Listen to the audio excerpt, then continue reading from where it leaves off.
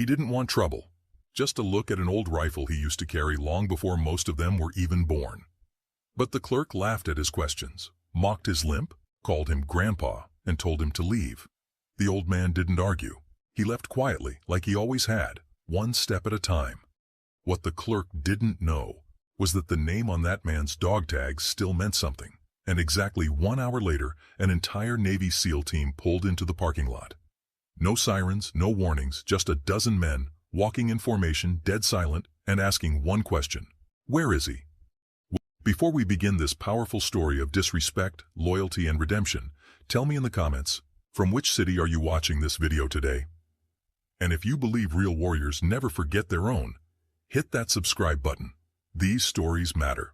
The gun shop sat on the edge of town, nestled between a bait store and a hardware warehouse, its windows tinted just enough to give the illusion of authority. Inside, racks of rifles lined the walls like trophies, and glass counters displayed handguns too polished to look real. Behind the register, 2 young clerks leaned over their phones, half paying attention to the soft hum of country music playing from the ceiling speaker. The place wasn't busy, but it never needed to be. This was the kind of store that made its money on image. At exactly 10:43 a.m., the front door chimed. The man who entered didn't command attention. He simply existed in a way that made everything a little quieter. Worn boots, jeans that had been patched at the knee, a brown leather jacket older than half the staff. His face was weathered but calm, eyes sharp under the brim of a faded Navy SEAL cap. He moved slowly but with purpose, his limp noticeable but never pitiful. He didn't glance around. He walked straight to the counter, rested his hand gently on the glass, and waited. One of the clerks looked up, gave a forced smile. "Need something, sir?" The old man nodded once. "Yeah, wondering if you still carry the M1 Garand replica from the back wall, the real stock model." The kid blinked. That's a collector's piece, not something you'd want to fire." "I didn't ask to fire it," the man said, voice even. "Just wanted to hold it for a moment. Haven't touched one in decades." The second clerk, a little older, stepped in with a chuckle. "That rifle's heavier than it looks, Pops. Might be a bit much for your back." The old man didn't smile. He just said, "I used to carry one across jungles. I can manage it across a showroom." That was when the tone changed. The first kid laughed too loud. "Okay, Rambo, unless you're buying, you're just taking up space. Let the real customers in." The second added, "Yeah, we're not a museum." The old man paused. For a second, it looked like he was going to say something. Maybe correct them, maybe remind them who he was. But instead, he looked down at the counter, nodded to himself, and simply said, "Understood." Then he turned around, walked to the door, and left. No protest, no anger, no demand to speak to the owner. Just one man, alone again, walking slowly back toward the edge of a country that had forgotten what some men gave for it. Inside, the clerks went back to scrolling their phones. Neither of them noticed the woman by the ammo rack, mid-30s, gym shirt, ball cap pulled low, watching the scene in silence. Nor did they notice her step outside 2 minutes later, pull a phone from her pocket, and make one single call. She said 3 words. He was there. At 11:43 a.m., the parking lot in front of the gun shop began to fill, but not with customers. A matte black SUV pulled in and parked close to the entrance. The engine stayed on. A minute later, another parked beside it. Then a third. No music, no movement. Just quiet, humming machines with dark glass and tinted intentions.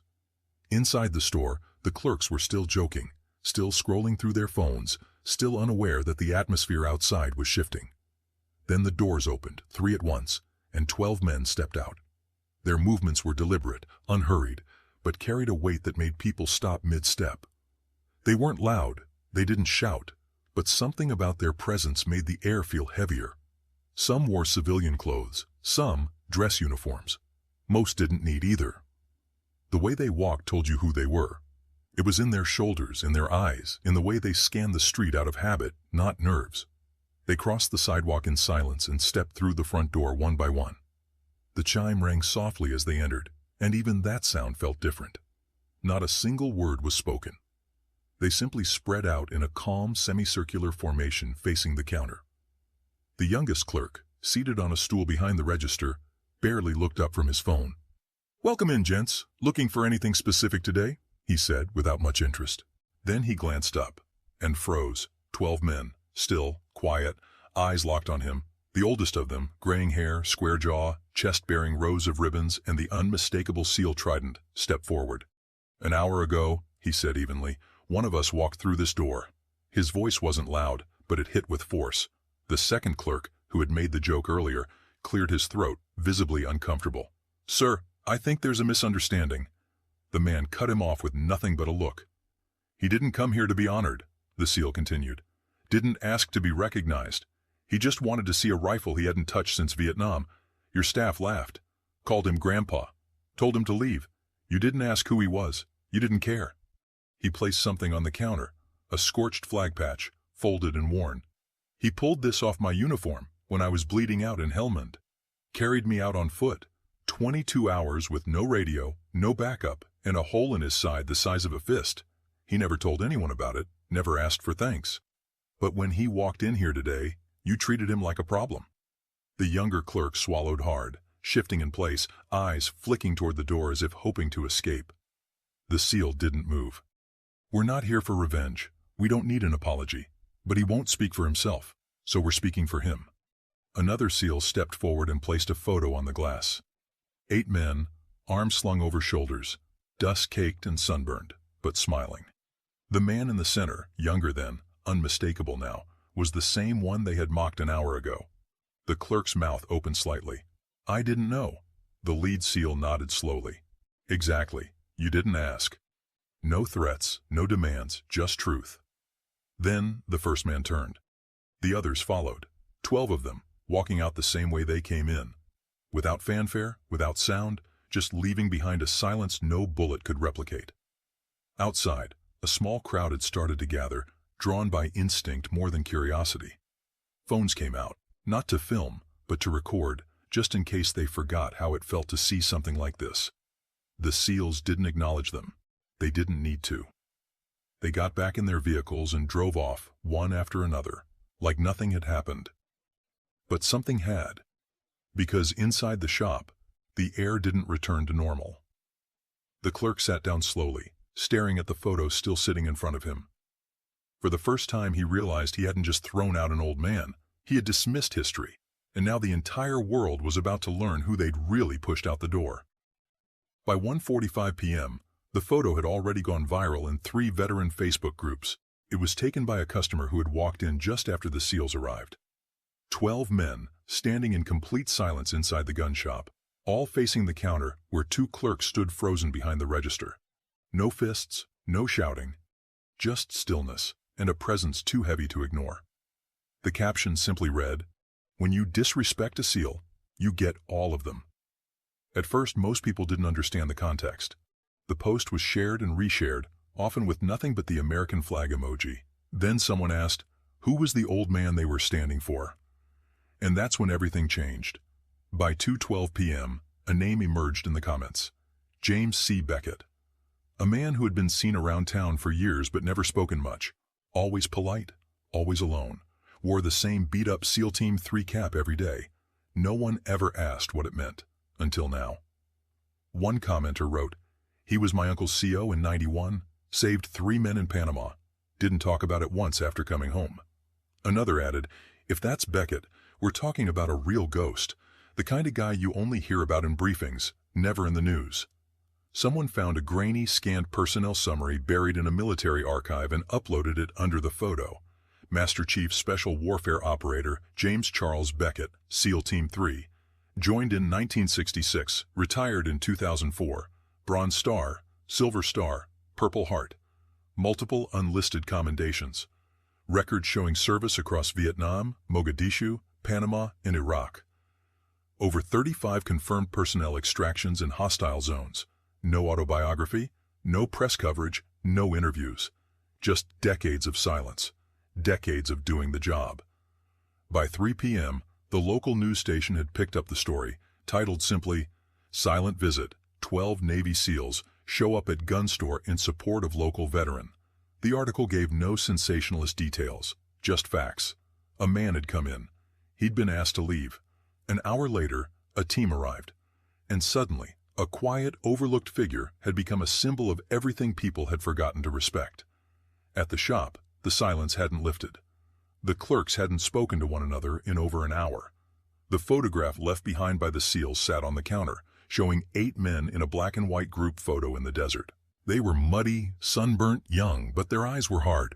Beckett was in the middle, standing with arms crossed and a half-smile that said nothing and everything at once. Customers who came in later didn't ask about ammunition or gear. They asked who the man in the photo was. They asked if he was coming back. One older customer, a Marine from Desert Storm, stood at the counter, stared at the photo for a full minute, then saluted it and walked out without saying a word. By 4 p.m., a veteran-owned publication had published a short piece titled, "The Ones Who Stand When You're Gone." It ended with a line that would be quoted thousands of times over the following days. James Beckett didn't need to speak. His silence was covered by 12 voices who chose not to raise theirs either. Back inside the store, the manager arrived pale, holding his phone in one hand, trying to process what had just happened. The photo had been sent to him twice already before he even pulled into the lot. The scorched flag patch that had been left on the counter remained untouched. He didn't blame the clerks. He didn't even speak to them. He simply walked to the display case, took out the M1 Garand the old man had asked to see, and placed it on the counter beside the photo. Then he took a sheet of paper, wrote something by hand, and slid it into a clear frame next to the weapon. No fanfare, just a line of text. He carried it once. We'll carry the memory now. Outside the store, someone had placed a single white flower against the door, then a challenge coin, then a folded piece of paper with nothing but the word respect. By nightfall, a small crowd had gathered. Some came to pay respects. Others just wanted to see the place where something real had happened. There were no protests, no chants, no outrage, only quiet. A kind of reverent hush that said more than 1,000 headlines ever could. As for Beckett, he didn't respond to the coverage, didn't post, didn't grant interviews. He wasn't even aware of the online wave building behind him. He went home the same way he'd arrived, unnoticed. But for the first time in years, when someone passed him on the sidewalk, they didn't glance past him. They looked twice. Because now the town knew exactly who they'd asked to leave, and who had answered in his place. In the days that followed, something shifted in town. Not dramatically, not publicly, but deeply. The gun shop, once just another business with a cash register and a rack of tactical gear, became something else. It wasn't about weapons anymore. It was about memory. People came not to shop, but to reflect. Veterans walked through the door not with a list, but with stories. Some left patches from their own units beside Beckett's photo. I just want to take a moment to say a huge thank you to each and every one of you. Folded hands, your love, support, likes, comments, and subscriptions mean the world to me. Without you, this journey wouldn't be possible. Every view, every share, and every encouraging word keeps me motivated to create more content for you all. I'm truly grateful to have such an amazing community by my side. Let's keep growing together and making this journey even more special. Red Heart. Others asked quietly, "Is he okay?" No one really knew. The truth was, James Beckett hadn't changed his routine. He still walked 2 miles every morning before the sun got too high. Still stopped at the same corner diner for black coffee and no sugar. Still sat alone at the back booth, the one no one ever asked to share. And he never once mentioned the day he was thrown out, or the men who showed up behind him. Not to the waitress, not to the cook, not even to the old Marine who sometimes nodded at him across the room. But people noticed anyway. When a local high school invited veterans to speak in history class, Beckett didn't reply. But the week after, the principal received an envelope. Inside was a single handwritten letter describing a rescue op in 1970. No name, no signature, just a map reference and the names of the 6 men saved. It was framed and hung in the school hallway without ceremony. Back at the gun shop, they kept the scorched patch in the display case. The owner, who hadn't been there the day of the incident, had it mounted in glass. Beside it, he added a simple inscription: "For the man we didn't recognize and the brothers who wouldn't let us forget." The story made its way across veteran forums, then onto talk radio, then quietly into policy meetings no one reported on.